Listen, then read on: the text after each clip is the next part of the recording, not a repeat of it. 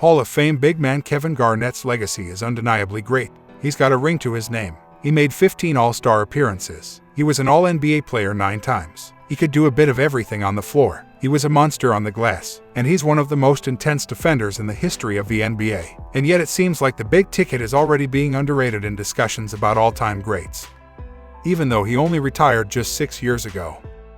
Welcome to the Squad Dawkins channel. Here we break down why Kevin Garnett is one of the greatest players of all time, before it became as popular as it is in the modern NBA. It was rare to see playmaking, ball-handling big men who could bring the ball down the floor and start the attack on their own. But Garnett throughout the late 90s and early 2000s did just that, and did it at an elite level. Garnett made his mark statistically as a playmaker during his Timberwolves days. He averaged 4.5 assists nightly over his first 12 years in the league. Garnett truly laid the groundwork for a lot of the multi-talented, bucket-creating big men that we see today, like Nikola Jokic and Joel Embiid, and did what those guys are doing today at an even higher level. And at a time when other bigs were almost all paint-bound, Garnett gave maximum effort on both sides of the floor. In his prime, not only was Garnett thriving offensively with his elite face-up game and playmaking skills, but he was also an absolute beast on the other end of the floor. Garnett was not just ferocious personality-wise on the court, but he had fantastic shot blocking and lane-jumping instincts, an unreal motor, quick feet and long arms, all of which helped him pick up tons of steals and blocks and gave his teams huge boost on the defensive end. In 2008, Garnett's first season with the Celtics, he took home Defensive Player of the Year after leading Boston's backline defense to allow just 98.1 points per 100 possessions on the campaign, the #1 mark in the league that year by a solid margin. During his 6 years in Boston, the Celtics were top 3 in defensive efficiency 4 times, top 5 5 times, and never fell below 7. KG was a true leader on the defensive end of the floor and used his athleticism and size fantastically on that end. Most importantly, he cared about defense at a level that not many other superstars do, and that was clearly reflected every time you saw him play. He wasn't one to save his energy for the offensive end, which helped his teams but hurt his stats. Had he channeled his energy only on the point-scoring side of the floor, his statistics would have been even crazier.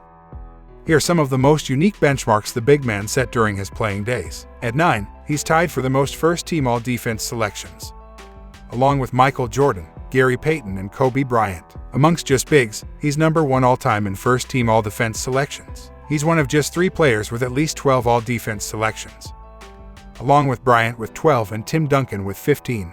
He's one of just 7 players with at least 15 all-star selections. Only he and Bryant have at least 9 first-team all-defenses and 15 all-star selections. He's one of just 5 players with an MVP and Defensive Player of the Year award. On his career, Garnett ranks 9th overall in win shares, 17th in box plus-minus, and 5th in value over replacement player, metrics that point to Garnett as one of the greatest players of all time, even if he hasn't always discussed as one. He also led the NBA in both win shares and player efficiency rating back-to-back years, something that not many other players can claim to have done. The analytic numbers Garnett put up speak for themselves, and if he had played in today's NBA, they would have been even better, considering Garnett likely would have extended his range to beyond the arc. Garnett's first All-Star season came when he was 20 in the 1996-97 campaign, while his final All-Star season came when he was 36 in the 2012-13 campaign.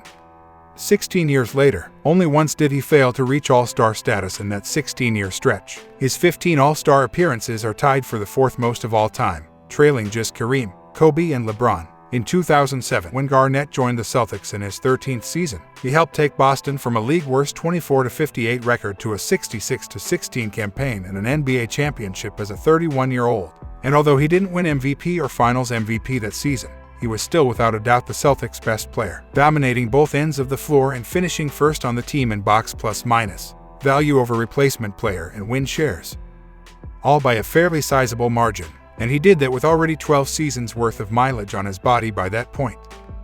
In all, not only was Garnett's peak as a player up there with the best we've ever seen, but he was also consistently dominant for almost 2 decades. And had Garnett not spent the first 12 years of his career when he was at his absolute freakish physical peak in Minnesota, there's little doubt he'd be remembered more fondly for what he was: one of the best players in NBA history. Tell us in the comments, what's your favorite Kevin Garnett moment? And if you enjoy this video, hit the like button, share, and subscribe. For more basketball content, Subscribe to our other channels, Free Dawkins and Vintage Dawkins, and follow us on social media.